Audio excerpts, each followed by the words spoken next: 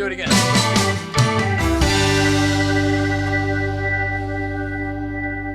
my goodness gracious. Hello. Welcome back. Has it stopped yet? Did it stop? I can't tell. Good evening. Hi, Lauren on camera 6. Good evening to everybody who's behind Lauren on camera 6. My name is Jay Ryan. It's about 5:05 here in the PM on Thursday, January 12th. That's exactly right. That's what it is. Thanks for clicking us on. Now that you've done that, please do hit the like, the subscribe, the bell, all of the things you're supposed to do on YouTube. If you're watching us on something other than YouTube, please support us however you're supposed to there. If there's I don't know what you're supposed to do, scratch things or click them or whatever. Anyway, okay. I have been running around absolutely all day today, and I would imagine that shows. I've been growing my hair still. That's the end of this. We're going to get a haircut on Saturday. We were supposed to have a guest in the name of Catherine DeLorean tonight. We still may. We're still hoping to. She's on the East Coast. They're dealing with a bit of weather. She's also traveling tomorrow, so they're on their way to the airport tonight to travel tomorrow to go down to Miami to a car show. I don't want to say too much. In case she does jump in, I'll just say Malcolm Bricklin. How's that? Malcolm Bricklin's got a new car, and she's going down there to help launch it. So I guess I did tell you. All right. Well, here's the good news. The reason you're all here. She's here. Wearing her Telefunken shirt, looking lovely with her short hair. Nicole is here. Also, way up in Canada. Where is he? There he is. All the way up in Canada is Canada Mike, our producer, who is also the host of the Letterman podcast. I have a feeling if we're killing time, we'll probably be talking about that too. Nothing wrong with that. But thank you very much for being here. Also, thank everybody for watching the Rainn Wilson episode from the other day. If you haven't had a chance to watch that yet, been getting great feedback on it. Please give it a click. I don't know how you get to it from here, but you're on the internet. Just Google Rainn Wilson and Late Night Playset, and you'll get there. In the meantime, Will, I think it's time for you to take it away.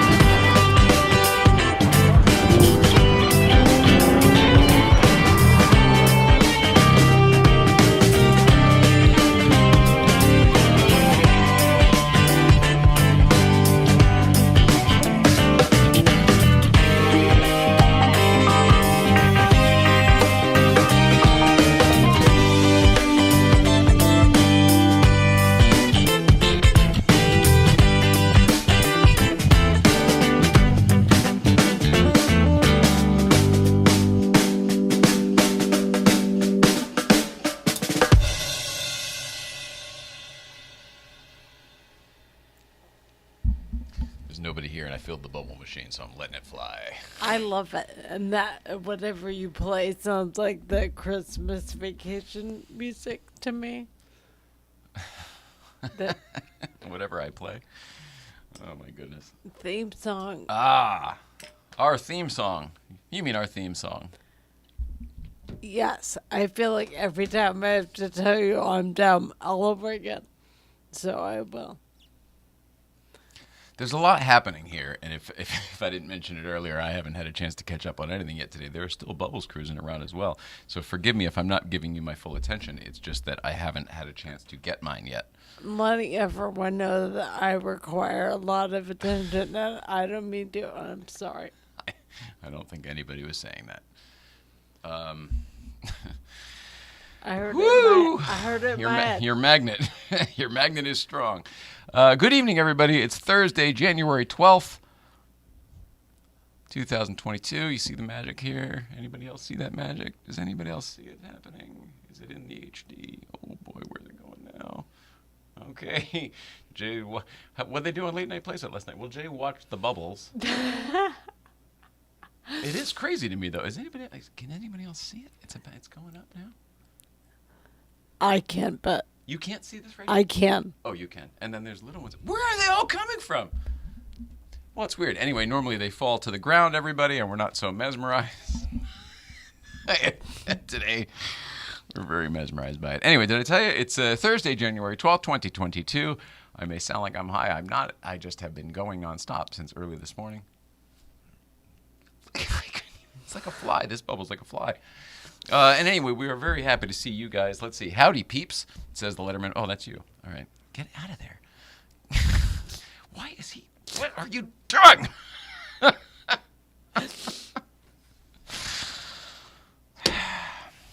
right. I give up. What do you guys want to do? Let's say hi to Mike up in Canada. What's happening, Mike, in Canada? Cars and cycling on the Instagram says this: my aunt who raised me like I was her son is dealing with MS. She's a wonderful person, as is Nicole. Jay, you're cool too. So there you go. Oh.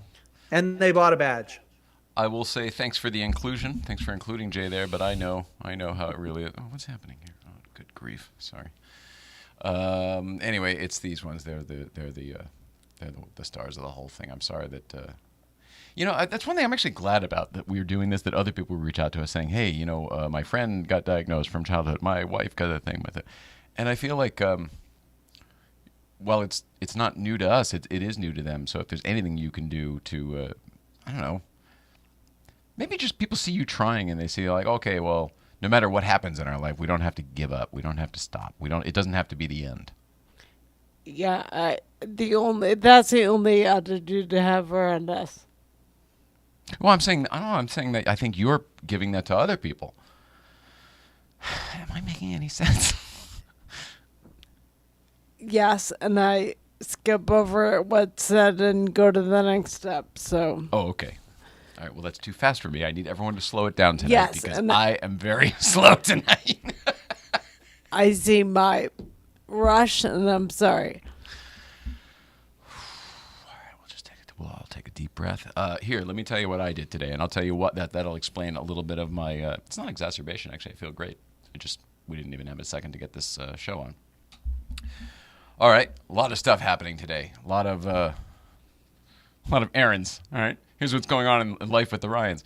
Woke up super early because we had that M shop appointment for the Mini. Right, it's all car stuff today. All car stuff. If I didn't mention that, so got up super early so that I could take the Mini over to the M shop. Hadn't driven that Mini in a couple weeks because she's been wanting to take Yellowcar places, and we were waiting for this service. Oh my gosh, I love that car. I forgot. And we did so many things to it right before we put it away. So like it's better than what I remembered of it, because we put the Bridgestone tires on it. Thank you, Bridgestone and ID agency. And whatever, all the other stuff we did. So anyway, now they're figuring that out. But that took a little bit, and then I Ubered back here, and then Yellowcar, if you didn't know, Yellowcar had a flat tire or like a slow leak. We couldn't figure out what it was. I couldn't see a puncture, but there was a slow leak, and we just put new tires on it, so I knew it wasn't a bad tire. Thought maybe a leaky valve stem or something like that, because it would hold at about 30 pounds. It wouldn't go flat. It just would go down to about 30 pounds and then hold there. But it wouldn't stay at my usual overinflated 45 that I'm comfortable at. Anyway, so when I got back from with the Uber, Kia Soul, by the way, I loved it. It's bright blue, like Laguna Seca blue almost. No, more than that, like Mexico blue almost, like Smurf blue. And so I went over to Ron's Tire and got the Yellowcar in over there. They were able to get it in, no problem. And came back here, did some things, can't remember exactly what, and picked it up right before lunch. Hang on, I'm getting to it. Doesn't sound like a busy day so far. I'm aware of that. I want to say when I picked it up. Oh yeah, okay. So then we had to. They patched the tire. There was a problem, so they had to patch it, which means they pull the wheel off, pull the tire off the rim, put the patch on the inside, remove the object, put the patch on the inside, reinflate it. It's a whole thing. It's not just a plug through the outside. Anyway, so that tire's patched, all fixed up. But I had to redo the Michelin letters, and I had to do the cleanup for Breakfast Club tomorrow. I had to do all that stuff. So I was down there for a little bit, and then I thought to myself, what's really been irking us about Yellowcar for a while now, like before Yellowcar 2.0, right? This was like getting bad when the suspension and everything else was failing before we got it in while we were waiting forever. Remember? Oh my God, I forgot all the fucking factors of all this. Do you remember how back-ordered all the parts were because of the supply shortages and shipping? Yeah. And I holy remember smokes. hearing about that constantly. Well, because we were so excited to get the we got these parts, great, we can fix the car and it won't get any worse. But then we had to wait months and months for the parts, so that it did get worse. Anyway, Yellowcar started rattling apart.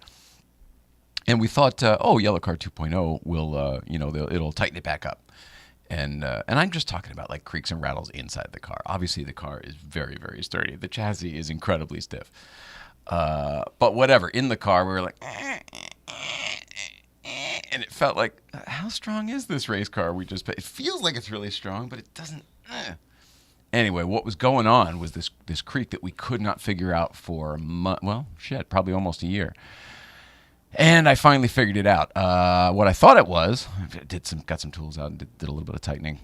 Luckily, Yellowcar is all exposed back there because we've taken so much stuff out. So when it comes to fixing these types of things, it's usually on the easier side.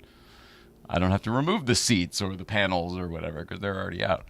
But I tightened a couple things and I took it for a spin around the block. And exactly the same. I think I made it worse. I was like, what the... And what I thought it was the rear window, by the way, the rear quarter glass, the passenger rear quarter glass. And remember that our car has been windows out resprayed. So it's not just a factory car. Even though they put new glass in with new pins, new everything, it still isn't the same as when the factory does it. So whatever, I tightened the one in the back, which is very easily accessible because we don't have a rear passenger seatbelt. Anyway, thought that would do it. Did not do it. Came back, got the tools out, took everything apart, took all the seatbelt, your seatbelt out, took the whole wall off inside. Now I could see the nuts, and I tightened it up. Took a spin around the block. Fixed. Silent. It's back to being a tub again. So I came back, put all that stuff back on. It doesn't sound like it. It was very, very time-consuming. It's a lot of work.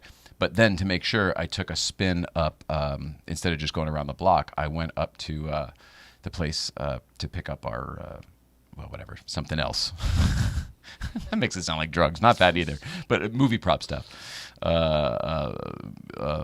from Earl Hayes. I had to go to Earl Hayes Press. Happens to be over by Jay Leno's shop. So I took a buzz up to Jay Leno's shop and then came back and was so pleased. We got to go by the airport. There's railroad tracks. There's all sorts of testing to do. Silencio. Wait. Can't wait. As excited as I was about the car, truly I was more excited to come back and tell you about it. Thanks. I knew you'd be the only other person in the world who cared. That's a game changer. Yeah, it was for us. So grateful. Yeah, well, wait till you ride in it. Anyway, so then we did that. I did that, and then I got a phone call from the framers. Remember this? All right. I hope you do, because it's not easy to get out. Remember this? Everybody remembers that? Canada Mike, remember that? Happy Meal. Yeah, exactly. Good memory. When she called me, she goes, "Hey, your Heinz is ready for pickup." I walked in. She goes, "Oh, are you here for your canvas painting?" And I go, "Yes, it's entitled Happy Meal. The artist called it Happy Meal." They all got a good laugh over it. They thought it was great. Apparently, people have been offering to buy it while it's been over there. So that's kind of a nice thing. And they said, "Oh, it's not for sale." And I said, "Not yet." because they all know it's going to be for your foundation. Anyway, allow me to change cameras and then go get the real deal. It was too large to bring over here. So allow me. Excuse me.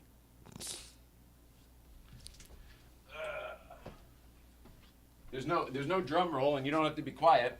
Talking to you. I don't ever know what to say. I'm happy to fill time. Whoa! That's gorgeous. Oh, Does it fit? it fits. It's great. Yeah? Too close. Oh. Wow. Well, yeah, here, check out that detail. This is what you couldn't see in the print. Look at all this beautiful. Isn't that incredible? It looks awesome. You're awesome. Love it. Yeah. Here, I'll just put it here. No big deal. Now you can see how big it is. Well, somebody can.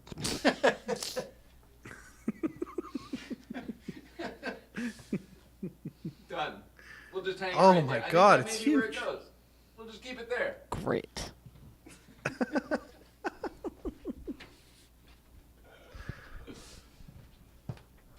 It's crazy, right?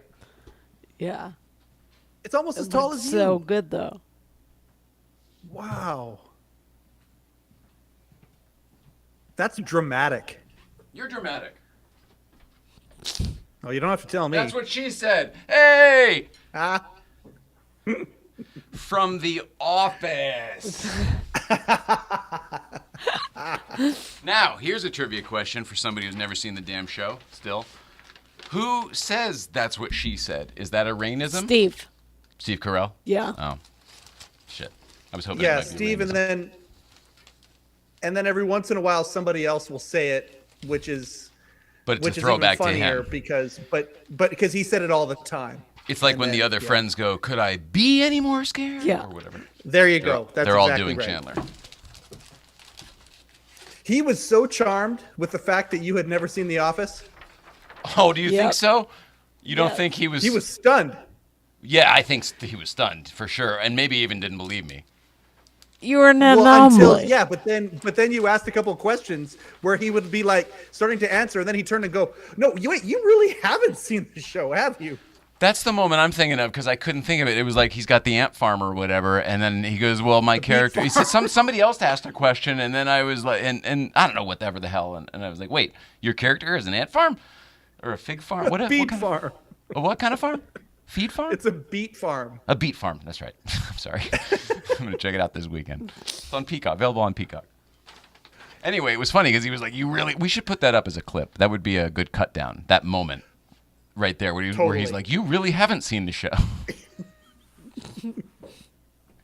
And then I fought him on his point because I go, "Wow, hang on, that sounds pretty obscure that you've got a beet farm," you know. And then you all just start laughing at me because, of course, you all know that I'm the idiot. That was a beautiful show. I love that show. I want to. I thank you to everyone who participated. Obviously, it's Rain that made it great. I have been getting. First of all, we don't usually get feedback at all from this show. I think people are kind of amazed that we're still doing it, except for the loyal people who watch it every single show, you know? You either get it or you don't. I'm okay with that. But I've been getting a lot of feedback from this show, the Rain one. Obviously, I guess more people watched it, which makes sense. But, like, positive feedback, all positive feedback. Like, glowing, like, I think people are blowing smoke positive feedback. I feel No, like they're not you blowing smoke. got to stretch her like it's a little as a new interviewer and talk to him on multiple levels. I guess. I mean, I'll appreciate any praise because you all know what a long road it's taken to get here. You know how much work and how many skins we've had to shed. He and I worked together. Everyone had one thing they wanted to talk to him about, and you went through a bunch. The Office wasn't interesting to me. I wanted to talk about House of a Thousand Corpses. I wanted to talk about 6 Feet I know, Under. and all we ever worked on was the Office stuff, and he always wanted to talk about the other stuff too. Well, he probably thinks you coached me then, but either way, I hope it worked out. I sent him a message too saying that, you know, you and I were both actually really quite nervous, so I hope it was a painless experience. Who dis? No, I'm just kidding. It's fun though. I feel like we all did a good job of keeping that one tight. I feel like everybody put their professional pants on for that show. You, me, him, Yeah. you, all the people here, all you crew Yeah. members. You got Hank and Will and Lauren, Paul, Ariel. Thanks everybody. Way to go, team. It's a good episode. Thanks. Oh man. Yeah, so anyway, we don't have a whole lot planned tonight other than Catherine does sound like she is going to join us. I don't know if she's going to do it from her iPhone in her car. Oh, I will show up if we have Wi-Fi in the hotel, and I am so there. I love you both so much. Okay, they're driving right now. Be there at 8:20, so I will be late. Well, it's 8:25 for us right now, so don't worry about that. But she is going to try and make it, which is cool. She and Jason are on their way. Obviously, you know the DeLorean. Let me get this right. What's it called? The DeLorean Next Generation. Yeah, DNG, DeLorean Next Generation project, is a big deal, and it's actually happening. When I heard the amount of money that they have to fund, it made me be very grateful to be us and not have a car company.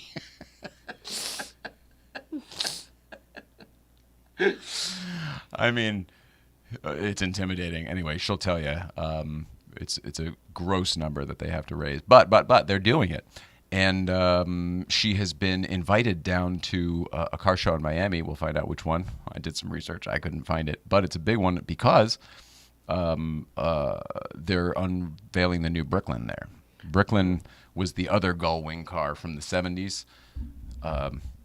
Malcolm Brooklyn made it. People confuse them with the DeLorean. Like, oh, there's a painted DeLorean. Like, there's an orange DeLorean. I saw one the other day. Like, no, you saw a Brooklyn. And there are really almost no comparisons, like no similarities other than the gull-wing doors. The DeLorean hasn't changed since it came out, right? It's still kind of the same. Well, this all depends on who you ask, right? Because there's a lot of controversy right now between the new cars. I'm asking you. The DeLorean came out in 1981 and 1982, and they sold the remnant ones as 1983 models after the whole bust, and the company was no longer...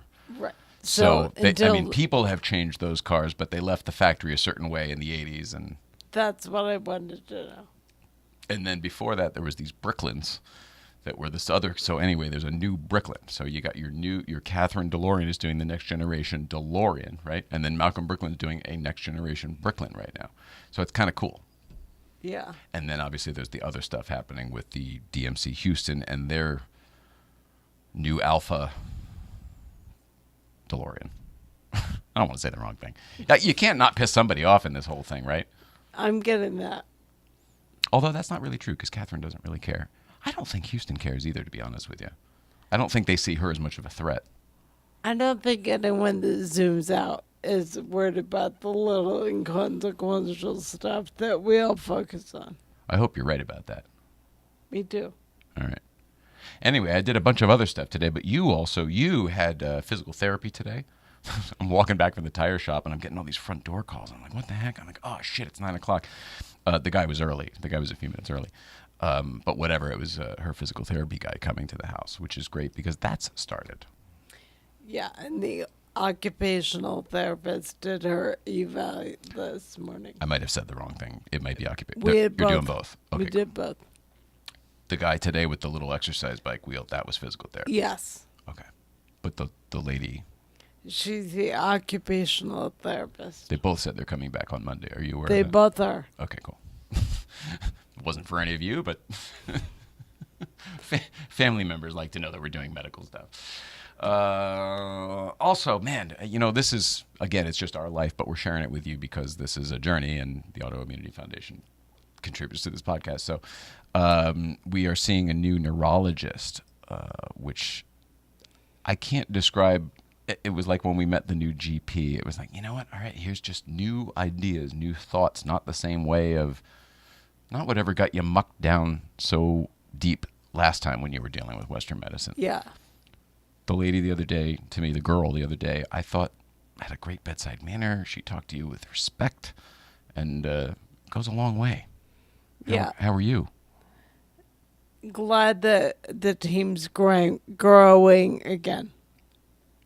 And you're okay with that because for a while you didn't want that. Yeah, I was tired of hearing the same regurgitated thing over and over from people that I went to get varying opinions. Mm-hmm. And I was done with hearing the same thing that was negative all the time. Yeah. It's all goes downhill, but we don't need to hear it all the time. It doesn't help anything. Auto Journey says the show with Rainn Wilson was great. Well, we can thank Nicole for that. She's the one who booked Rainn. Have you considered doing a clips channel or playlist? Yeah, absolutely, Auto Journey. We would love to do a clips channel. In fact, I think it's probably what this little thing has been missing for a long, long time. I don't have the headspace to do it. And currently we don't have the budget to add somebody else. We are going to be doing some fundraisers now and soon to help the foundation, to help be able to maybe generate a budget here, in which case that would be one of the first things we would do, adding a producer. It might even be the same person. I don't know how it works these days, but definitely adding a producer and somebody to do cut downs and social media. It's just one of those things. It's a job these days. It's a full-time job. You need somebody to do it. It's not you need a to pay somebody to hobby do it. anymore. Yeah, and it's not easy anymore, too. Like, it's Right. the type of thing you kind of used to do yourself, but nowadays it's full-blown. You need a damn degree to be able to do Yeah. it properly. You have to put thought into what's going out, and not everyone does, so it's a job. Thanks, Auto Journey. And that's what makes the difference. You can just fire stuff out there, and then it doesn't burn up your energy and your whatever. Or the way we kind of do things is we think about it a little too much because we put so much feeling into it, and that's apparently what people resonate with. So we can't stop doing that part. We can't, whatever. You get it. That's why you asked the question, yeah? I'm assuming. Thanks for the compliments, though. I can't believe, I mean, some people that I know, like, it's not just fans and car friend. I mean, people that, like, people that know me and us were saying very complimentary things. And I still, maybe everybody was drunk and high that night. Maybe I'm going to say no. I heard from someone I played hockey with who tuned in. Yeah. Okay.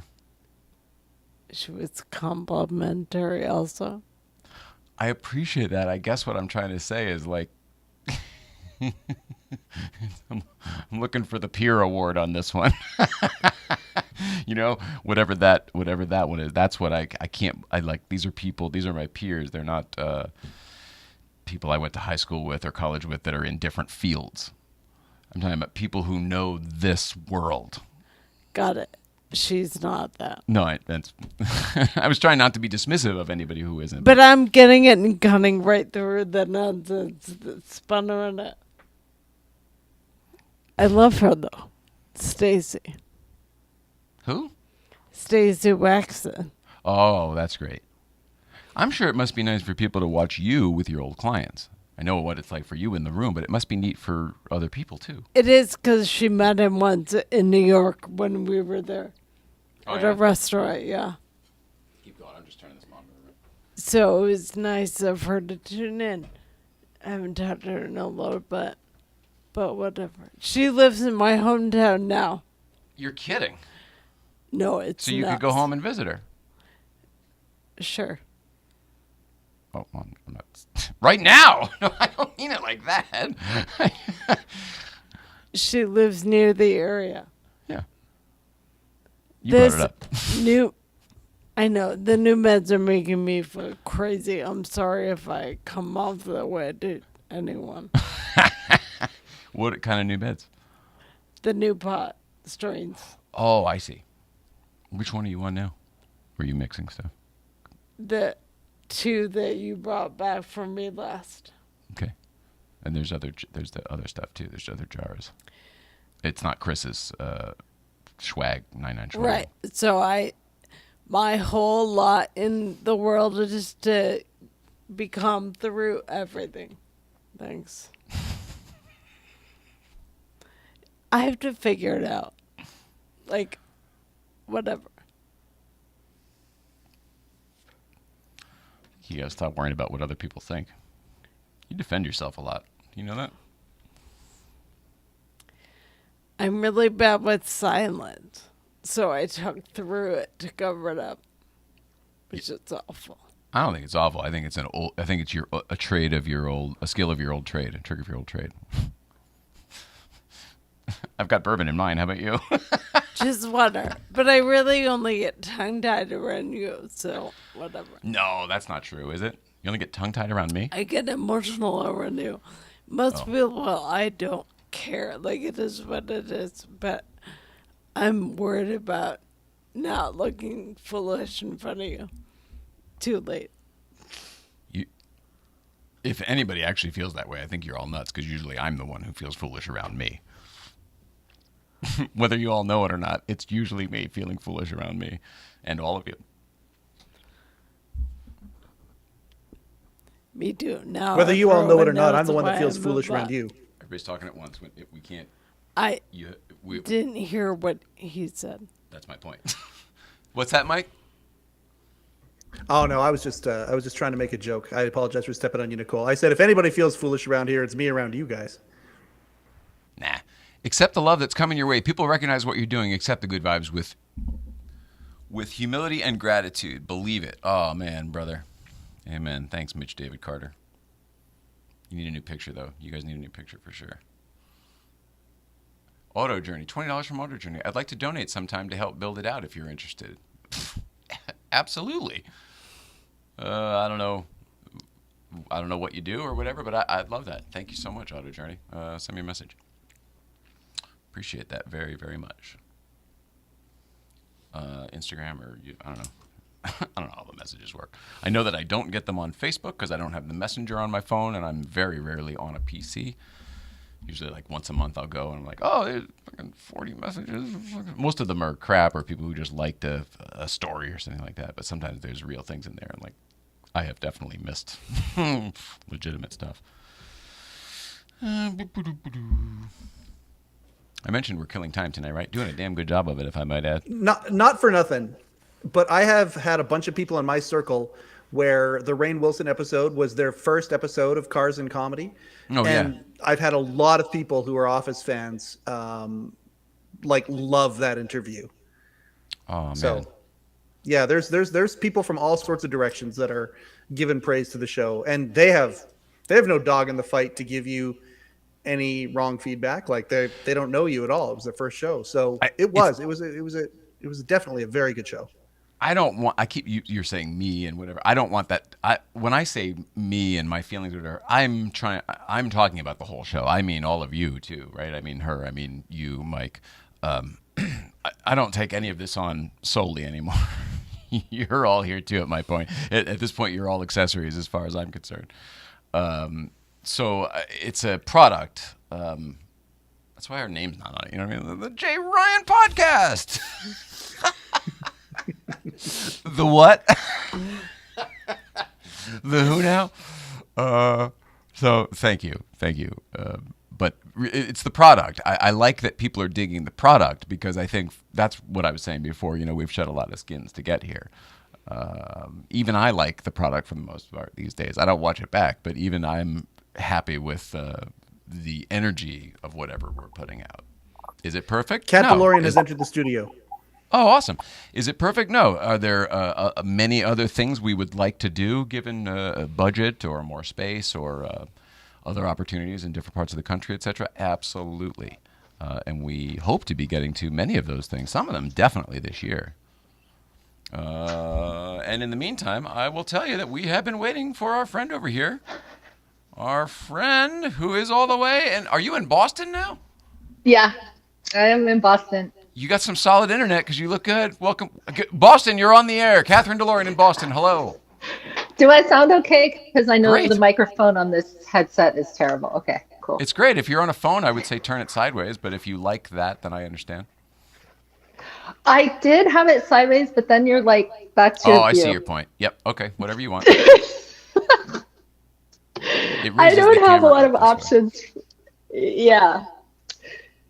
Well, it's Jason lovely to didn't see warn you. me, so I didn't bring my unicorn or he's like, surprise TV. I said, okay, you have to at least let me do mascara? Like, warn me a little bit, just a little bit.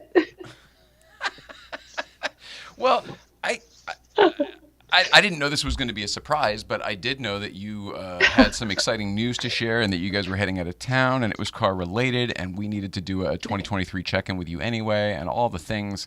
So it all just kind of came together today. Yeah, and I'm only 41 minutes late, so. Oh, you're perfect. We've been killing time. What's going on with you? You look beautiful. Happy New Year. Thank you. It's been an incredible New Year. I hear myself talking, so it's very distracting. Is there a way to make that stop? Hang on. Cool. Is that any better? Yes, much better. Thank you. Sorry about that. Yeah, I had it. Well, yeah, doesn't matter. I can still hear it, but that's okay. Look, I have something cool to show you. I can kill more mics. Here we go. How about now? Is that better? How about now? Let's see. We Can really you see only need this? these ones. Yeah, that's actually, There we go. no, that's still going. It's okay. Can you see this? To John from Pete. Estes. Oh, no way.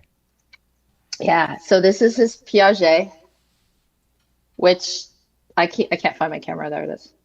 Interestingly enough, is a woman's watch. I thought And that by are you ready? the band is very small. Are you ready for this? This is where it's worn to. This is the notch from where he wore it. Oh, It's no. broken. It's exactly That's your my size. wrist. Oh, my Yeah. God. Is that crazy? No, it's exactly how it's supposed to be. I thought I'd share that with you. So today I texted you. Let's share this with everybody. I legitimately got to talk to Malcolm Bricklin for the first time in my life, and I forgot it was Thursday. I didn't think about anything other than the fact that I hung up the phone and said I have to tell Jay. And then I didn't even know we were supposed to be on the show or any of that. So I, out of the blue, messaged that to you without knowing what was going on today at all. And I thought No you'd find that way. fun. Yeah. Yeah. That was not clear to me. That's very funny. Yeah, I thought I was like, what do you mean? I didn't expect it. And Jason's like, yeah, that was a surprise. I don't know why it was a surprise. He told me to send you a link. It wasn't a surprise. It was, there's a lot going on right now. So let's talk about me. Let's talk about what's been going on. I have been absent from everybody, the whole world. People have been texting me. People have been emailing me, messaging me on every platform. Nobody at all has gotten a response. It's not any of you. It's me. And that's because things are starting to take off and we have a lot going on. The company is starting to have things really fall into place. We've been meeting a lot with different vendors, and there's so many things I want to say, and we can't until after this weekend. So we've been busy building a car and building a car company. And I also have my day job that I do that I love very much. And it doesn't take up all of my time. I still am able to do my car company stuff, but it is my job. And what happens is you end up with limited time left over. And for me, the holidays are family, period. End of conversation. Yep. So every spare minute I had was spent family time. And there wasn't a whole lot of that. So we're coming back into re-engaging with people and the social media stuff. And we're kicking off 2023 with the Motorcar Cavalcade in Miami. That's it. It's Motorcar Cavalcade. so cool. Yes. And so fun story. The two gentlemen putting this on are Jason and Floyd. And for your audience, my husband's name is Jason Floyd. So that was fun. And this car show is, from what I understand, pretty unique because it's a Concours event, but it's also got supercars, which is a little unique for what it is. Mm-hmm. And it's put on by one of the premier restorers of Concours events. And I get to meet some incredible legends of this industry, as well as Alonzo Mourning. So there's that. As well as who? A basketball player. For the Miami Heat, right, Jason? Yep, he's a Hall of Famer. So lots of. That's why it wasn't familiar to me. So it's been very, very exciting, and we have made some really incredible partnerships for our car. We have this wonderful kid for our I call him a kid. Of course, he's an adult and very well accomplished, but his whole I call him a kid because it's him and his dad, right? And so he's the son, and his whole life is about speakers and sound, and he built these incredible speakers. So we have him working on the sound for our car, and I don't, just all of the people we've gotten to meet, all of the vendors, all of the individuals.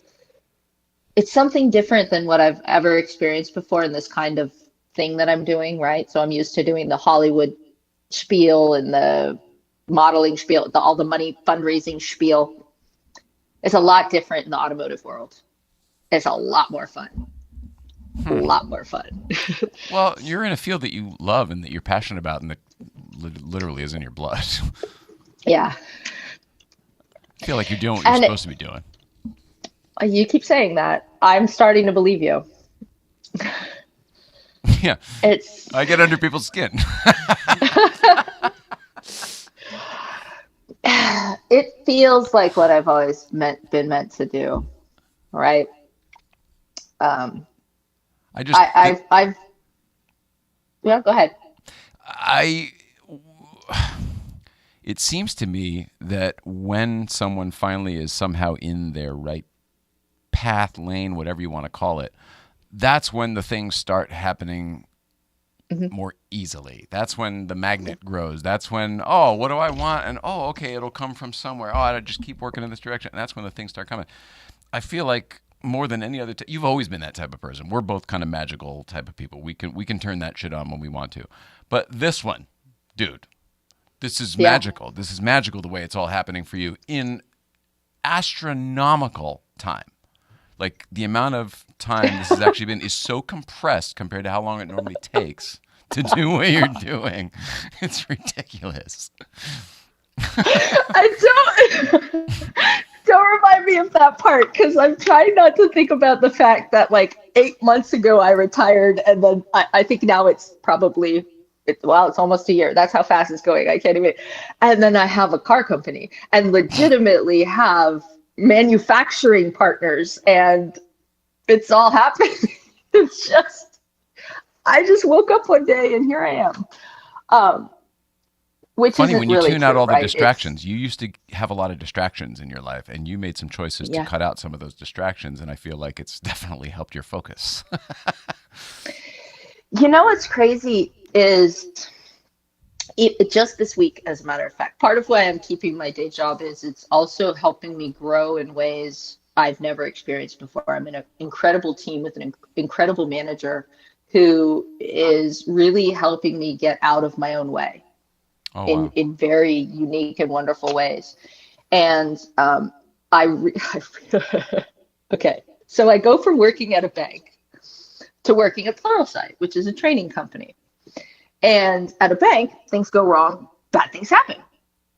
Very bad things happen. Lots of bad things happen. At Pluralsight, things go wrong, you readjust. Nobody's losing money, but yeah. So here I am with my course, and I'm learning how to be a content creator, how to be a teacher, how to do all these different things, and I'm learning it. And I'm missing deadlines because this is only my third course. And my daughter walks in and she goes, "Weren't you just doing audio editing the other day?" And I said, "Yeah." And she says, "Okay, so you learn the thing, you teach the thing, you edit the audio, you edit the video, and you put it all together. So you're doing 4 jobs and you're mad you can't learn it faster." And I went, Kids got the perspective. Yeah, right? So then I talked to my manager, and he's like, "Oh, this issue with your environment caused you mental anguish. We're going to make sure that never happens again." And suddenly it was like, this issue with your environment didn't make me be late. It caused me angst, and he wanted that fixed. And I went, "Oh, wait, he doesn't want me to stress about what I'm doing. I'm inventing this. I'm causing my own stress for no reason at all. And I suddenly let go of my deadline. That's a trauma response if I've ever heard one. Oh yeah. Exactly. I suddenly let go of my deadline and I focused on my work and I got it done 10 times faster. Nothing went wrong. So just by releasing that tension, the pressure? Just by not, it's literally, the pressure was still there. The deadline was still there. I just didn't think about it. But the self-imposed, whatever, we all turn our own screw, you know? We're just, you got to get there. We don't take breaks. We're like, oh, we got to go to the bathroom. We got to get a snack, whatever. We're like, oh, I'll just finish this, and then I'll be uncomfortable. And everything is suffering while we're doing that. And we think we're being valiant. One more Martyrs. thing. Sorry. It's all of us, though. This isn't your problem. This is a human condition problem that we all struggle with. I literally took it from that day and spoke to my mentee later that night, applied it, told him, said we were talking about an interview he had where he just panicked and he couldn't make it go fast. And then things just started to cascade and go wrong. And I said, yeah, if you just accepted the fact that there's nothing you can do to make YouTube load faster, you probably wouldn't have tailspinned into the death spiral you went into, right? But we all do. And when the plane's going, you're in that flat space. Like, what do you do? What is the answer? I guess we take deep breaths, right? Awareness. The answer is to ask yourself a couple of things. What is the positive intent of this situation, right? So something is happening that's going to change my life. What is the potential positive outcome? Can I control the outcome in some way that I should be? So we think we can control time, but we can't. Our DeLoreans really don't work that way as much as we want them to. So you ask yourself, is this thing that I'm worrying about something I can control? In my case, I was working every single day until my brain didn't work anymore. I literally couldn't meet the deadline any more than I was. I could not sacrifice more things. I was actually going above and beyond what my manager wanted me to do as far as sacrificing my life. So was it within my control to meet that deadline? No. Was it within my control to tell my manager, I'm still learning, I need some time to figure out this deadline thing and accept that I can't do more than what I'm doing and let him help me? Yes, that's within my control. We don't always recognize, it comes down to the story I told a couple years ago with the chicken or the sauce. We went to, for everybody who's listening, this is a great example of this situation. My friends and I, we went to Wingstop, which is a chicken wing place, right? And her daughter had to go to work, and her daughter was starving and wanted Wingstop. So we specifically were in this restaurant so she could get what she wanted before she had to go to work. And she's sitting there and she's not eating. And I said, Lizzie, what's wrong? Why aren't you eating your food? She says, well, I don't like the sauce. And I said, well, okay, ask for more sauce. I mean, we're at a wing place. You could literally ask them for 18 different sauces to go with your one set of wings, and they'll bring it to you. They will. Maybe they'll charge you more, but they'll bring it to you. I agree with all that. Also, we're there for her to get what she wants. She should get what she wants. Exactly. So I said, well, get a different sauce. She says, well, this is what I ordered. And I said, okay. Oh. And she's sitting with her choice that she made. And she said, that's and she said, but I thought it would taste different. And I said, okay, so let's break this down, Lizzie. What's in this? It was dry rub too. I said, what's in that? That's like, let's be gracious and say it's 10 whole cents worth of sauce. It's not, it's less than a penny, I guarantee you. But let's just say it's 10 cents worth of sauce. So you have to cost them 10 more cents of sauce. What else happens? Well, she has to bring it to me. Okay, we are literally sitting at a table where the waitress is between us and the bar where she gets the stuff, and she could reach both of us, right? In this particular instance, but this sounds like learned behavior, I'm guessing. Yes, exactly. So I was breaking it down for her, right? So I said, okay, Lizzie, she's right there, and she maybe has to make 2 steps, so she's not going, right? And I said, okay, so 10 cents worth of sauce, and the waitress has to do her job. So what else is wrong? And she just sat there uncomfortably. And I said, we've got 10 cents worth of sauce and the waitress does her job or Lizzie doesn't eat and passes out at work. These things are not equal. And I looked at her and I said, sweetheart, is it different if you were to send the chicken back? And she goes, yeah. And I said, get your damn sauce. Right? Because we're all taught to apply shame in our life. And we're not taught where that shame is truly applicable and not. And it's not applicable to the sauce. It's a chicken wing place where sauce is the thing you try. And you do more sauce, right? Like, it's just what you do. And it's such a perfect example of this very situation. And even though I live with that, and it's something that I tell, and it's something that I embrace, I still had this. Well, hang on. Again. What happened? Did she get the sauce? Of course she got the sauce, yes. I would have gotten all right, everybody can relax now. Gee whiz.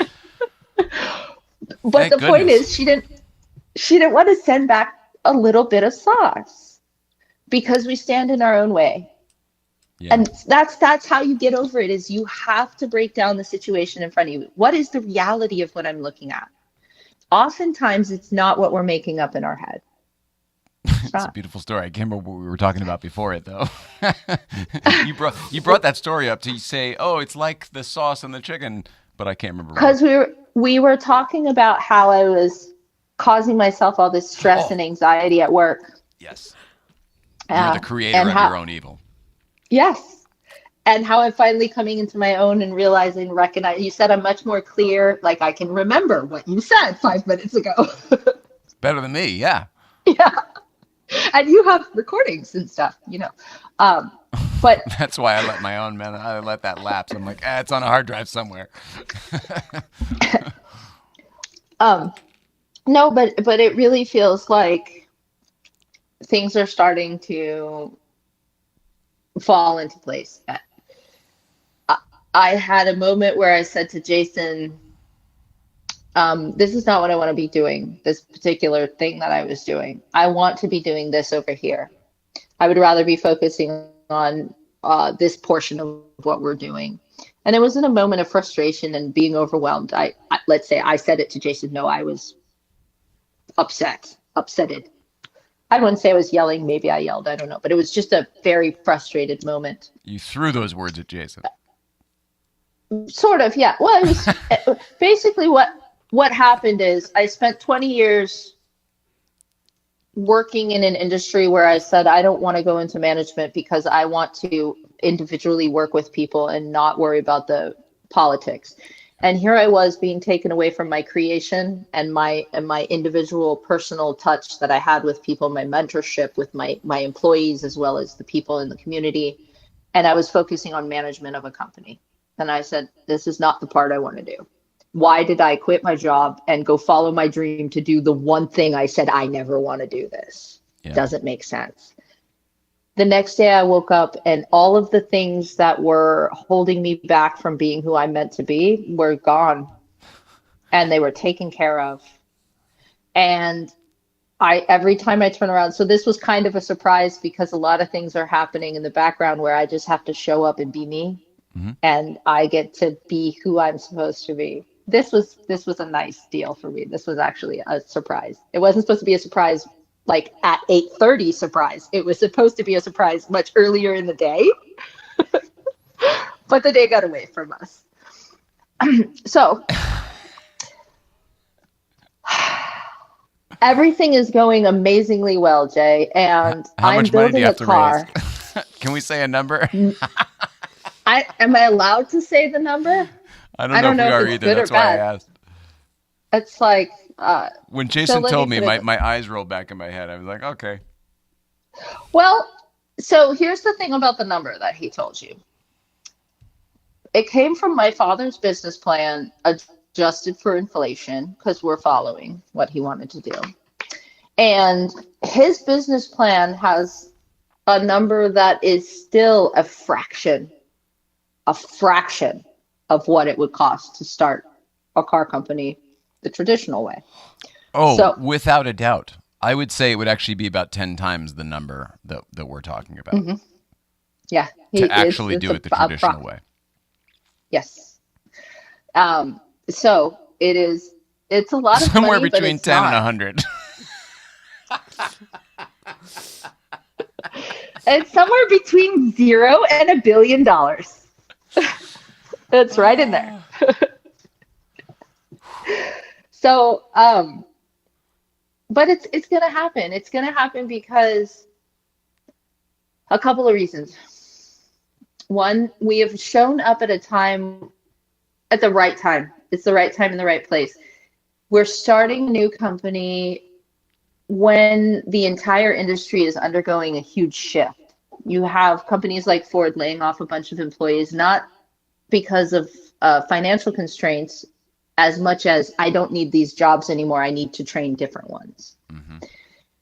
And what happens when you already have an established system and an established process and an established company, it's a lot harder to shift. It's a lot harder to move that behemoth. I get to come in at a time when this zeitgeist shift is happening and necessary. And I don't have to follow the same playbook and rules as most people who come in and start a car company, because they have to be recognized and they have to earn their pedigree. And I'm not saying I don't have to earn my pedigree. I don't want anybody to accept me on my father's merits alone. I want you to let me prove that I'm going to do him justice. I agree with all that, but you've got a really good foot in the door. Well, my foot in the door are those with the experience that are coming to me. So I'm not going to pretend that I'm somebody who knows how to build a car company, other than saying I am somebody who knows how to build a company, who knows how to work within and run a company. And I'm somebody who has the pedigree that has brought the people to my door.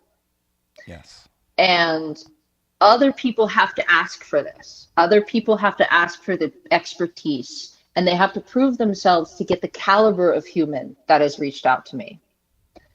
And so what that means is I get to observe what's going on and approach this in a way that's going to allow us to be part of this new way of doing things without having to shift. Mm-hmm. And I get to ask all the questions up front. It doesn't mean we do it that way, but why aren't we asking?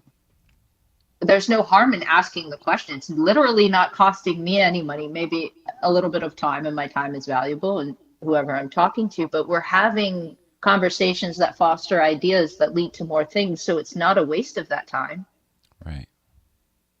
So I think that where I'm positioned, both with my background being what it is, which isn't in the automotive industry, it's in the software industry, for lack of a better way to say it. I mean, there's a big finance too, which gives me a really unique perspective on how software impacts our world. On top of the pedigree that I have, I'm able to address this new software on wheels situation that we're approaching. But more than that, I don't think I know everything already. I don't think I know a better way to do it. So I'm really open to listening to those who have the better ideas, who have ideas that nobody would listen to before, and they're really good. So I am. You sound like Steve Jobs, right? You're looking for the crazy ones, the dreamers. Yes, that's exactly it. Dream DeLorean. Hashtag Dream DeLorean. That's my thing. Yeah. Again, pedigree. Yeah. And we want so like the kid who's building these speakers. He's truly passionate, innovative, and unique, and nobody's heard of him before. And I'm going to guarantee he's going to make the best sounding, high quality speakers money can buy. And I want those people. I want those people who haven't been found yet, who just need a platform to launch who they are. Mm-hmm. And they have what's better, because it hasn't already been ruined by somebody else, for lack of a more polite way to say that. Bravo. Yeah, we're on board. Oh, man. Okay. All right. Well, I love my prison wall background we've got going on here. This is so very depressing. It doesn't. On the wall is fine on its own. It's the orange chair next to the wall that really sells prison. It's a red couch. It's a bright red. Here, let's show everybody my couch. Yeah, this get a is room with a Cat's tour of couch. the room here. Yeah. Ooh. No tour of the room. No tour of the room. Just the couch. All right. Jason's doing his thing. He's like, don't show the whole room, please. He's ordering dinner. We haven't eaten yet, so I'm kind of hungry. I bet you are. Let's see. Does this work? Yeah, a little bit. Kinda. Hi, everybody. It's all of us. Yay. Look at this. Party. Brought Canadian Cat, Mike good in to the see you. picture. You guys know each other. Absolutely. I don't have my sweater on. Yeah, next time. Yeah, I packed it though. It's somewhere. So I do have these. Tomorrow's your travel day. Is the show on Saturday? The show is on Saturday, yes, and Sunday too, right? Yep, Saturday and Sunday. Oh wow. Okay. And I'm a what are your docent responsibilities there? I know they're doing the. Aren't they unveiling the new Brooklyn? Yes, and I get to drive it. Oh, I'm so excited. We are going to lunch with Malcolm on Monday. Yes, and I'm so excited. I just talked to him. It was amazing. And he kept telling me what a special bond he had with my dad and how many stories he has to tell. And I am so excited. Oh my gosh. Is he going to be on your podcast at some point? Yes, of course. Yes, absolutely. That would be great. Yes. Yeah, and we're going to start getting that going pretty soon too. Like I said, we had it. It all really happened all at once. So, I've been missing from social media because I built a car company in a couple of months, and it legitimately all happened in a couple of months. It was almost a dare. Yeah, it was. No, it wasn't even a dare. It's so much better than that. It was. I feel like the universe dared you to. It was like the universe has been pushing you throughout your whole life, and finally you were either looking in the right direction and or ready, which is oftentimes maybe we're not ready. And I feel like somehow it just clicked, and you and the universe have been working hand in hand as a team ever since. It sort of happened a little bit more like I'm going to grab you by the nose and pull you kicking and screaming whether you like it or not. Okay. Because what happened A little more was against your will. it wasn't so much against my will as it was not what I was trying to do, right? So I really believe in my father's desire to help everybody achieve their goals and their dreams and to live an authentic and decent life. It doesn't have to be a wealthy life. It's just something that you're happy doing. And that to me is really his legacy and who he was and what people need to know about him. And so I was very focused on that. I was very, very focused on let's show the world what my dad is made of by really building this pathway for dreams. And the car was part of that. It was what we were building as a showcase for this program. We were going to build it for the students. It was going to be filmed, all of these things. And as we started to put together the people to do this one thing, I ended up with so many professionals that were ultra high caliber that said, please let us do this for your dad, for you, for your program. Also because we love what you're trying to do, that it became impossible not to. At that point, you are a jerk for saying no. Like, why you? So lighten up, jerk. Yeah, like seriously, like why won't you just let us build you a car? We know how to do it. We can get all this together for you. Why are you saying no when there is literally nothing you have to do? Of course, there's a lot I have to do. And that's what led to the moment of how did I get here and why do I have to do this? And Jason was like, nope, you don't have to. Here, I'm done. It's done. It's all taken care of for you. Ta-da! And now I'm just living this magical life where I get to frit around and be a Pontiac princess. We figured this out today. I am legitimately the only person who can say that. I am the princess of Pontiac. Because everybody keeps calling me automotive royalty. And I'm like, okay, yeah. But when it came to Pontiac, yes, I am the princess of Pontiac. Thank you very much. Huh. I will take that. I never really thought about it. I mean, yeah. I mean, your dad created. Does that make her a Firebird? I am a Firebird. That is my book title, Firebird Rising. It's all about me.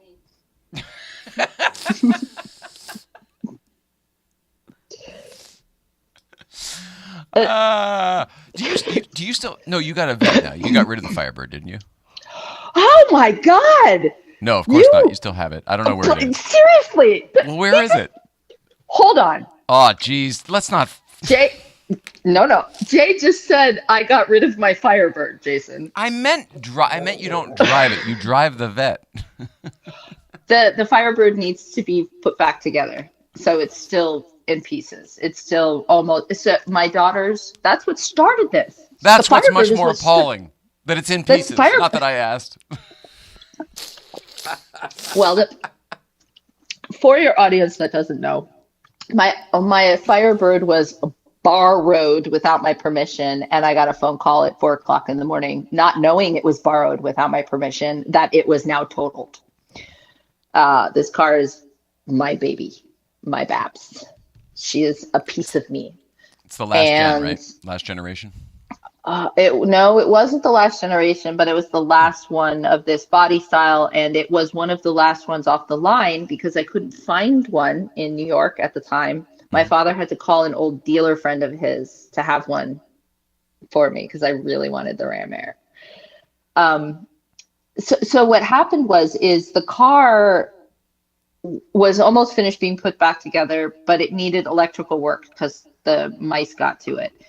And my daughter's boyfriend needed a car to work on for his capstone project to graduate. So he put my car back together.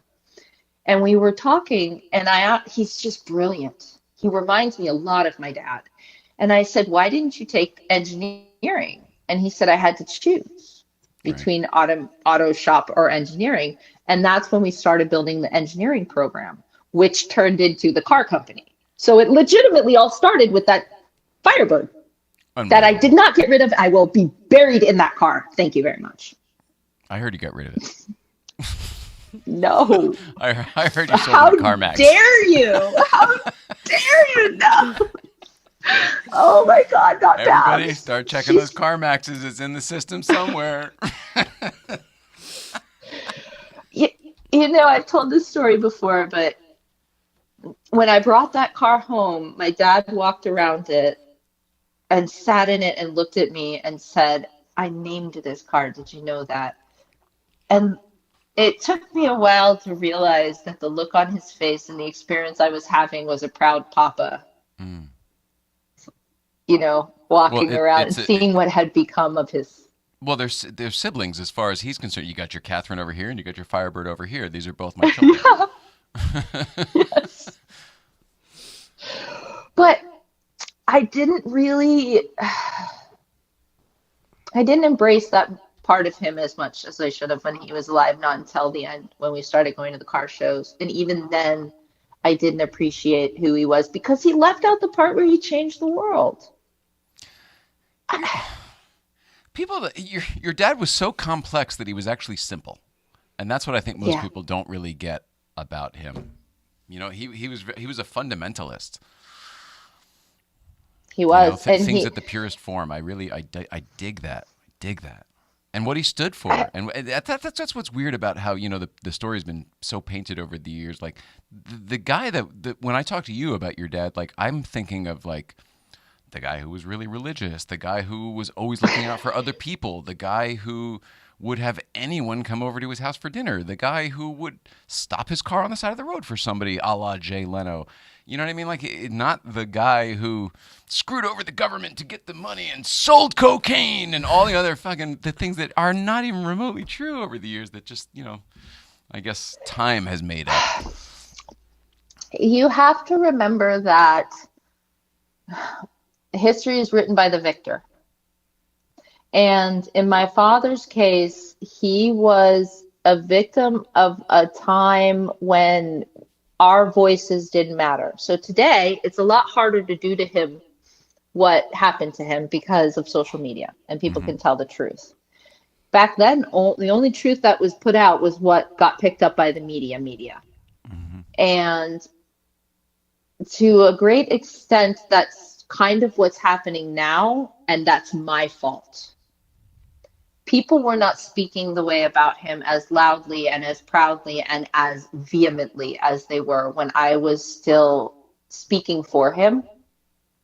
And when I was still speaking for him, it was only a few years ago that I stepped back, and that was because my family went through what they went through. So my family went through a very serious situation where I had to focus on my family. And at that time, I also had a job that made being very Catherine DeLorean in a big way that allowed the two parts to be tied together. So allowing Kat Seymour and Catherine DeLorean to be the same person was a risk to my job. So I was very careful to keep the two separate and to have it all. I lost my train of thought now because I was thinking about being two different people. What were we talking about? We were talking about, my dad. So, and how he was this really good person. When the documentary came out, the Framing John DeLorean, I had to do a lot of reckoning with what happened there. Because Tamir and I worked on that for 20 years. And I still, to this day, I will still send him messages. Why didn't you make the movie you were making? Why didn't you? And I know now why he didn't. And we've talked about it before. It's because I introduced him to Christina. But when I reread the Vanity Fair article that led to the falling out where I was told to go F myself, and I took that as she no longer wanted to have a mutually beneficial relationship with me. In the Vanity Fair article, it starts with her saying, "This is a true depiction of my time with John." And that immediately tells me the entire thing is a lie. Because she has a vest. I know, right? Like now I'm going to get sued. No. For I don't. It's not that I want you to go there, but I get your point. It's like when somebody goes honestly or says something like, to tell you the truth, it's like, well, what the fuck were you doing 5 minutes ago? Wait, now you're being honest with me? Why did you say that? I just heard someone on TV talk about this. It's like Really? Yesterday at night. They're already thinking about the defense. How's Nicole doing? Yeah. Well, to tell you the truth, like, well, that's why I freaking asked. Yeah. Yes. Anyway, go ahead. Yeah. And then so I thought about it again, and it really is a story that turns it into poor Christina right from the very beginning, where it talks about him having infidelity, which happened before her. Like he was talking about in his lifetime. And so when it comes to my dad and his story, he was a very meek, quiet person, which is weird because he's larger than life. But you know me, and you know that I'm the same way. Yeah. I am, right? But when you see me it's like the here, introvert extrovert thing. It's you. I feel like you're probably both the exact same way. I mean, you it's weird. Creators can't really be public people. Like it's a weird juxtaposition thing where it just doesn't really work, and because it burns you out to be that way all the time if you're actually a creator. Does this resonate with you? yes, yeah, And I very feel much, like that's why a lot of the creators I know, like, they create a lot of stuff and you absorb their content and then they disappear for a little bit and recharge. And I feel like your dad was that way. And I feel like if you're not that way, and you are that way, I'm that way. And I feel like if you're not that way, you can't comprehend that. And I feel like your mom's not that way and she would have no way of understanding it. So I don't think she probably ever, it's not my place to say, but who knows how well your mom knew your dad at the end of the day. I don't know. I don't want to suppose things that I don't know. You want me to do it? What I Just kidding. What I do know is that to be So my aunt said something that was jarring to me when I went for the premiere of the movie. She said that during that entire time, Christina spoke to not a single person, not even a family. She would speak to no one. What's the reasoning? I cannot tell you what I think the reasoning is publicly on the show. Oh, okay. I will tell you this. The pilot for the drug dealer who set my dad up had a relationship with her and was also the pilot of her fiance that mysteriously died in a plane crash that nobody can understand after she met my father. Hang on. Mm-hmm. There's so much stuff that you just said I can't say, but this is all the stuff I thought you can't say. You just said a bunch of stuff I thought you couldn't say. So. No, she told me that at breakfast. She told me that at breakfast. No, I can't tell you what the other stuff. But yeah, no, she at breakfast with Tamir, she told us both right there that she dated the pilot that was working with Hoffman. And then when you looked up this pilot, he was the mechanic for the plane of her first fiance who died in a plane crash that they said this shouldn't have happened. And it was right after she met my father. So that happened. That is all things that happened. Okay. All of that happened. So if you why wanted it on the record, me, the record shows that happened. Why would you tell me that at breakfast? I don't know. So if you look at the situation, I don't feel like that's your worst family secret. The worst it's family not mine. secrets. The worst family secrets I have would they're not good fodder. Don't go there. Don't go there. We don't need to go there. Let's not do that. It's not that type of show. No, that's not where we want to be. Save it for your podcast. You'll get tons of views. No, I don't. No, because that's not me either, right? That's not me. That's not what I'm about. It's those stories are for people that they help and they don't serve a positive intent whatsoever. I find it very interesting. So the reason why I bring up this whole story that I did bring up is because when you go and you look at her, she calls him a malignant narcissist in the Netflix thing immediately after I said that to one of my siblings. So that was directed towards me. So when you look at the people who say these things about my dad, it's always for a reason that has nothing to do with who he was. They have a vested interest in telling a story, whether it's to say something to me, whether it's in the case of the malignant narcissist thing, or whether it's to cover their own butt. So a lot of the people who are telling these stories if you look at Barry Wills, he's going around telling everybody these stories about how my dad was this way, and he called him a womanizer who did no, I will give you a lot of women who will tell you that is flat out not right. And if you go and you unravel Barry's story, which I asked him on Facebook, I said, Barry, why don't you tell people what happened to the executive pension funds? And he said, well, I took care of them unpaid for a year.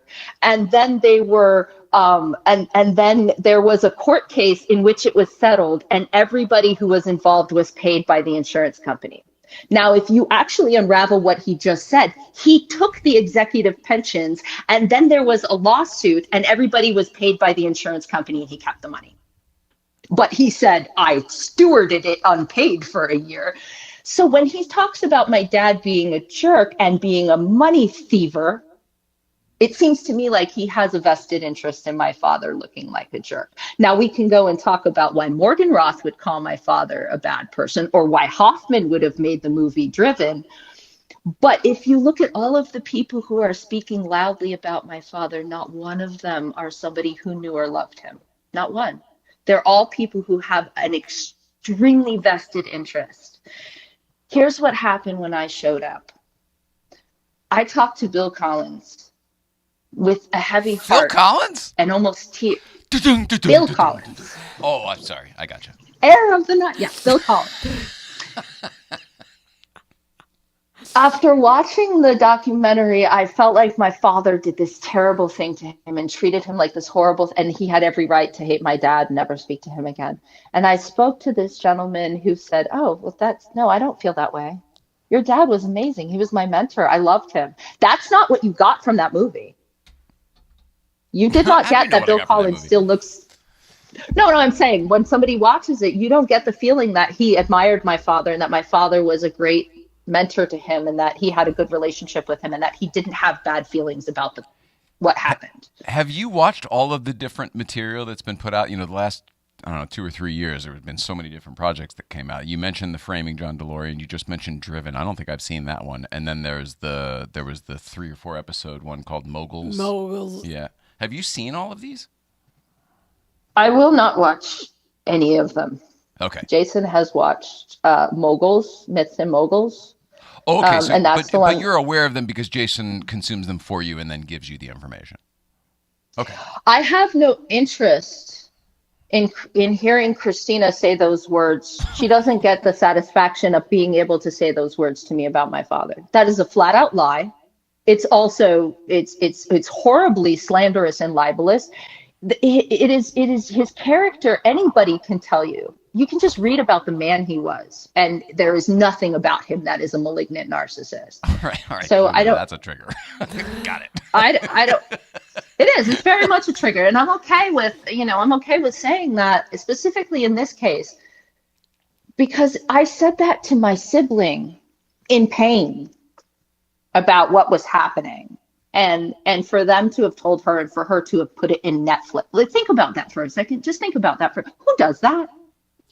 Doesn't matter. Doesn't matter. That's all. I don't want to focus on it.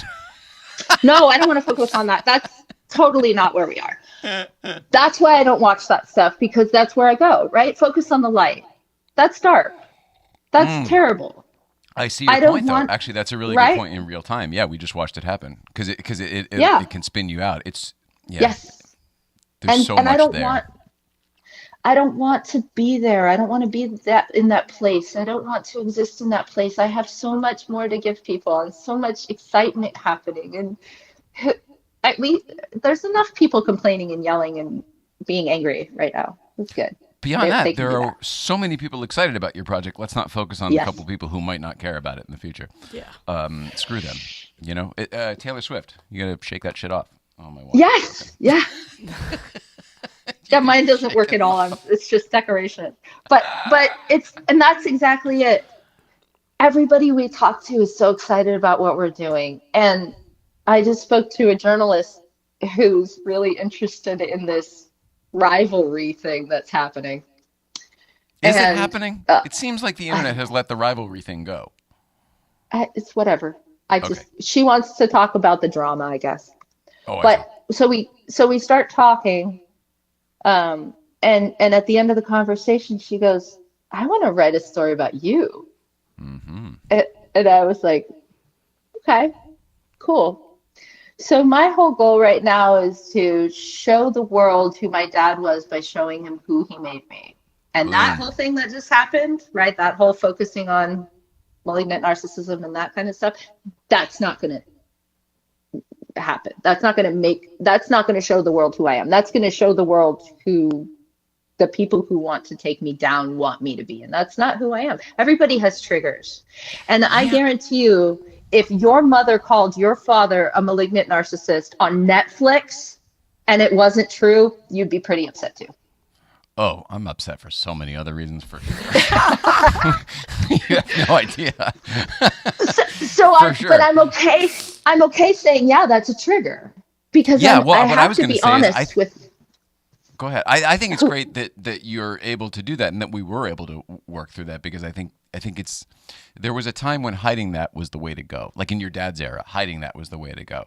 You weren't really allowed to be vulnerable. You kind of had to be strong. In this day and age, vulnerability is celebrated. The fact that you're showing what you're going through, and the fact that you can then with self-awareness go like, whoop, that's the wrong road. Let me I spun out there. Let me turn myself around and come back. That's what being an adult is all about, and being a well-balanced human is all about. So I feel like you're just showing people that you're working on it and it's working.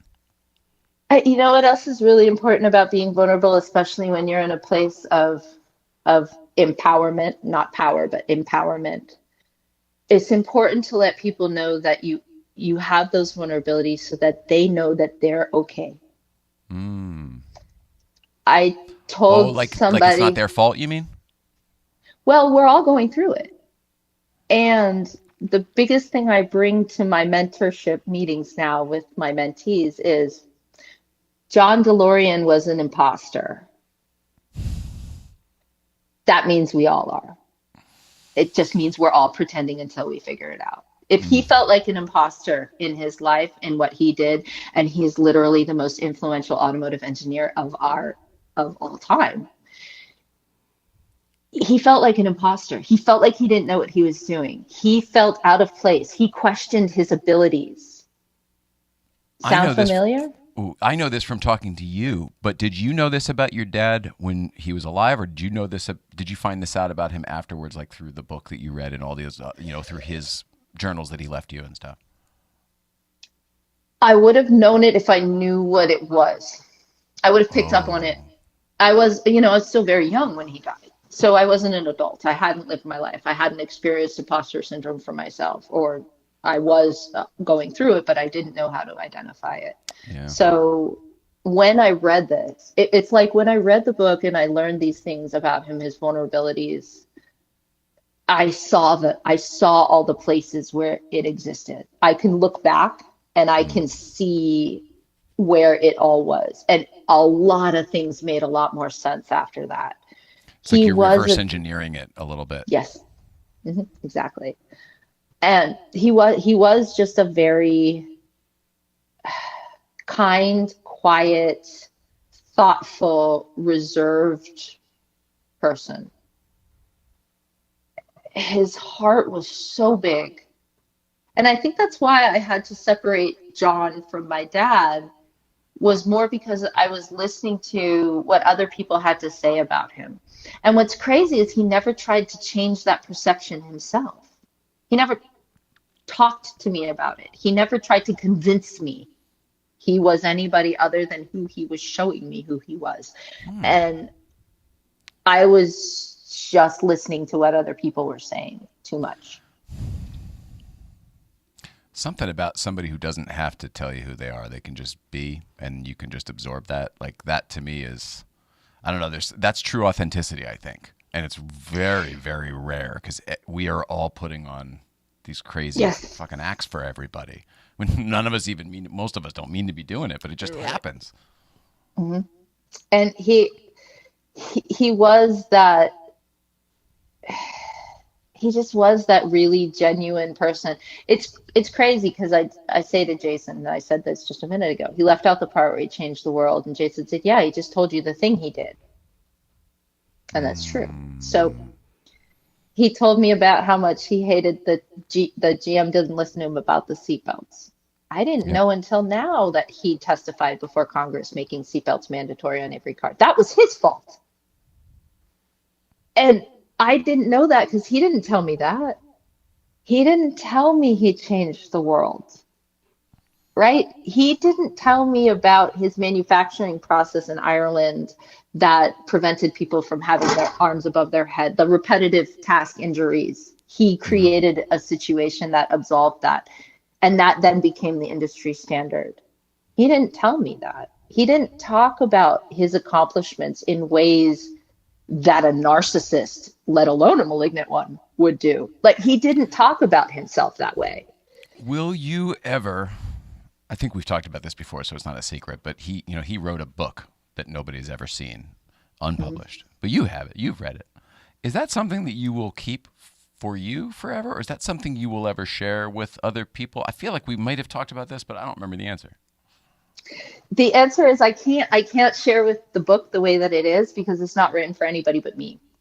We are telling the stories that are in the book. That's the animated shorts that Jason is making. Beautiful.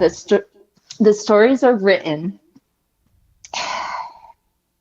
This is crazy. This is legitimately crazy. He wrote the book. Oh, that's it. We're out of time. Sorry. Yeah. No, he wrote the book so that nobody else could try and publish it and nobody else could take it away from me. And he wanted me to tell the stories because each one I have even my own little perspective on it, something additional to the story that goes with the story that is not told in the story.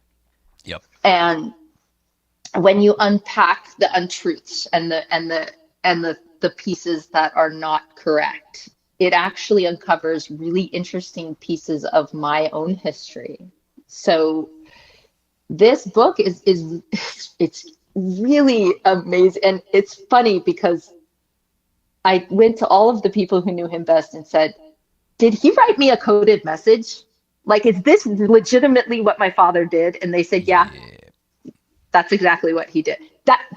If you comprehend the genius that has to exist to write an entire book that is a coded message for your daughter, that's insanity. That's literally insane. I disagree with you. I think it's straight up love. I think it's the type of thing I've seen you when you're in your creative vortexes. I've seen the things you've done for your daughter when she was sick. I've seen art projects you've done with your other daughter. The inspiration is real, and you were his inspiration, and it wouldn't surprise me in any way, shape, or form that he made this magical. He had that brain. You know it. You know it. You know it. I do. I think it's love. Can I say something about that? Yeah. My granddaughter, she went through what she went through, 6 months at Children's Hospital when she was 18 months old. My granddaughter is my favorite human on the planet. She is everything to me. She is my inspiration. The moment she was in the clear, we wrote a book about her, and for her, because it was just the love that a father can have for the daughter, or the grandfather can have for a granddaughter, whatever that is. There are sometimes that magic love is so to the point where when you said that, that's insane. But to me, that's like, nope, not when that love is strong enough. That's not insane at all. Well, and it's cool because in the book, he talks about one of the first stories in the book is about books and his love of reading. And he talks about how he was reading in a library, although it actually might be in the story about me. But he's reading in the library this book called True Believers. And he said, and Catherine started repeating all the words in the book, word for word, as I read them. Like he was reading them and the words were coming out of my mouth. Now, the thing about this story is True Believer is a book about how people become indoctrinated into mass movements. And so basically it could explain how QAnon happens or cults happen and things like that. The story about me repeating my father's book word for word was not in a library, and it was not True Believer. He was reading Ronald Reagan's book in our apartment in New York City, and I walked into the room reciting Ronald Reagan's words word for word that he was reading as he was reading them. So that's an example of, and if you go and you look at what True Believer, so I went and I read this book, and or I audio listened to it, and okay, so anybody who goes out and checks out this book, if you have Audible, definitely get the audio version. There is a Vincent Price-like dude reading it, talking about brainwashing people. It is a trip. It is like he's literally talking about how people become brainwashed, and it's Vincent Price-like dude. It is start laughing. Amazing. It's like terrifying on a whole other level. It's amazing. But it talks about in this book, basically the loss of hope that creates the perfect scenario for people to fall prey to people who want to prey on them. And if you take that into context with, if you decipher this book, and a lot of what's left in it, it's a roadmap for how to fix the world, for lack of a better way to put it. It's full of how to spot and understand empathy. It's full of how to understand what people need. One of the things we aren't doing as producers of products is truly listening to our customers and asking them questions with an open mind instead of hearing answers that we think they're saying. For example,